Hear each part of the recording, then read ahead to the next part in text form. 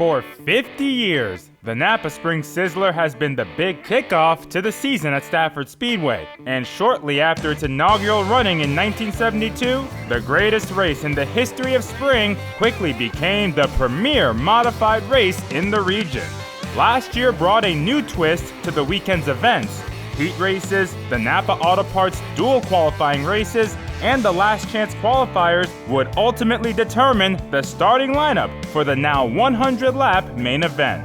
That format remains the same for 2023. A strong entry list sees over 40 teams poised to be one of the race's 33 starters on Sunday afternoon. There's a lot of storylines, so let's go through some of them, or else we'd be here all night.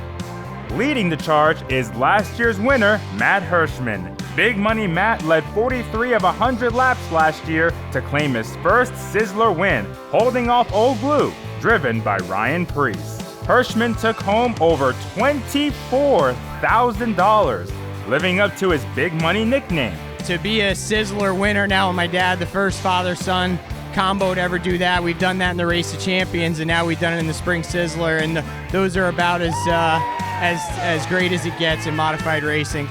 Woody Pitcat added his name to the list of Sizzler winners back in 2015.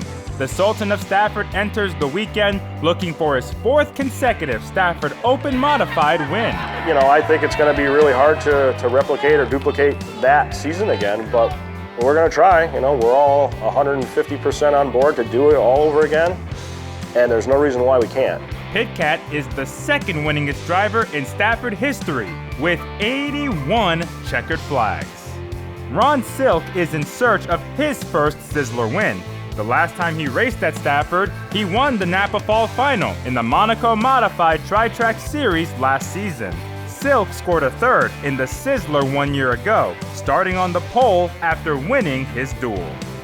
31-time Stafford winner Doug Coby will be in search of his fifth Spring Sizzler win, the last of which came in 2019.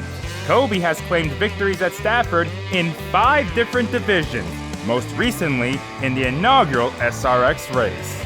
With 78 career wins and 4 SK Modified championships, Keith Rocco has won just about everything at Stafford in Modifieds. Kid Rock only has 3 Sizzler starts. Rocco has 2 Open Modified wins, including a 100-lapper in 2020. But the 57 team is looking for much better luck this year after not making the field last season after multiple incidents. Adding on to the local flair in the lineup is 2-time defending SK Modified champion Todd Owen. The Summers native will be making his second Sizzler appearance, this time in a different ride, driving the Zarnecki 20 car. Another driver making his second appearance in the Sizzler is former SK Light Modified champion Teddy Hodgson. The 11-time Stafford winner finished 16th in last year's Sizzler, but was overall impressive in his first season of Open Modified competition, claiming 3 top 5s at Stafford last year. The previously mentioned Old Blue won the inaugural Spring Sizzler in 1972 with Fred DeCero behind the wheel. Over 50 years later, the team is still one of the frontrunners. This time around, 21-time Stafford winner Brian Narducci will be behind the wheel. Narducci's looking to make his first Sizzler start and his first Open Modified appearance at Stafford since 2019.